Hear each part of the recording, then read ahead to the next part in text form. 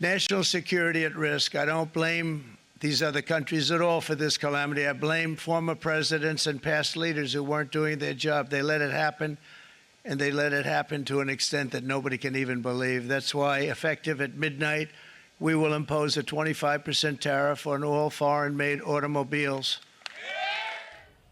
Well, that is President Trump announcing the tariffs. Donald Trump there passing the buck to former presidents for carrying on what he calls a calamity. Our colleague Sanjay Suri joins us now from Washington, D.C. Sanjay, Trump says he wants to restore the golden age. Give us a pulse check of how the U.S. is responding to Trump's tariffs. You know, for a start, Shireen, if April the 2nd is to be the economic equivalent of July the 4th, it hasn't shown.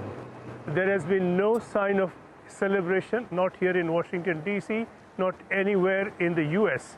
There is, in fact, on the contrary, a sense of misgivings and apprehension over the consequences of this. And the consequences that are feared first are inflation, then shortages, then the fact that if the free flow of business and industrial produce gets disrupted, this is going to have knock-on effects down the line, and not everyone is really buying the Trump rhetoric that we've been hearing.